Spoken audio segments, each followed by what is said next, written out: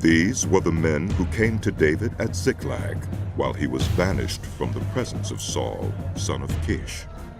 They were among the warriors who helped him in battle.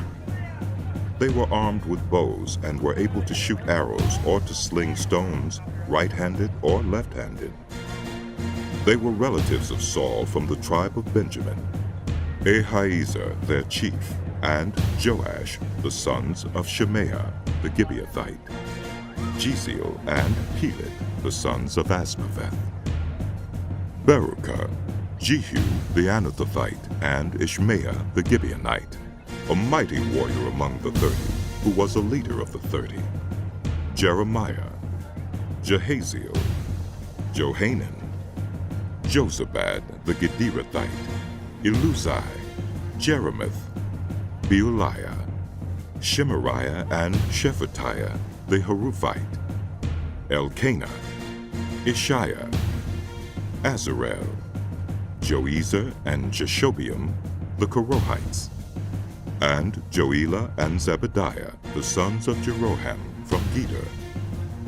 Some Gadites defected to David at his stronghold in the wilderness. They were brave warriors, ready for battle and able to handle the shield and spear. Their faces were the faces of lions, and they were as swift as gazelles in the mountains.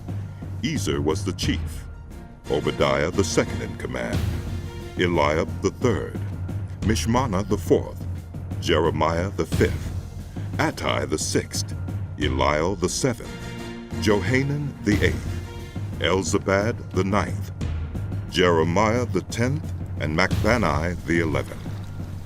These Gadites were army commanders. The least was a match for 100, and the greatest for 1,000. It was they who crossed the Jordan in the first month when it was overflowing all its banks, and they put to flight everyone living in the valleys, to the east and to the west. Other Benjamites and some men from Judah also came to David in his stronghold. David went out to meet them and said to them, "If you have come to me in peace to help me, I am ready for you to join me. But if you have come to betray me to my enemies when my hands are free from violence, may the God of our ancestors see it and judge you." Then the Spirit came on Amasai, chief of the 30, and he said, "We are yours, David. We are with you, son of Jesse. Success! Success to you and success to those who help you, for your God will help you." So David received them and made them leaders of his raiding bands. Some of the tribe of Manasseh defected to David when he went with the Philistines to fight against Saul. He and his men did not help the Philistines because, after consultation, their rulers sent him away.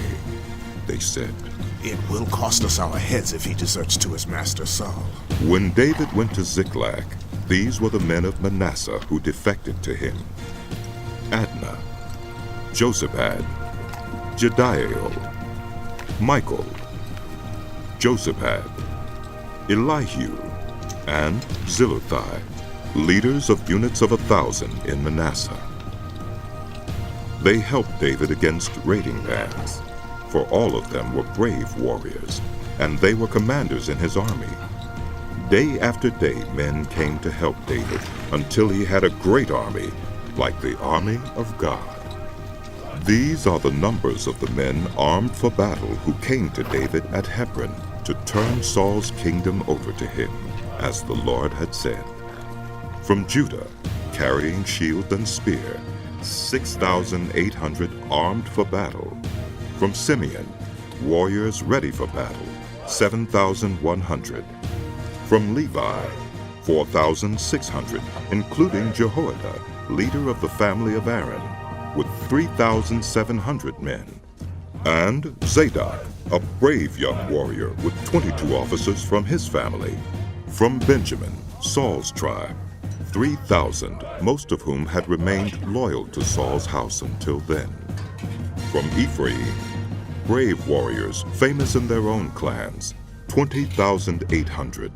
From half the tribe of Manasseh, designated by name to come and make David king, 18,000.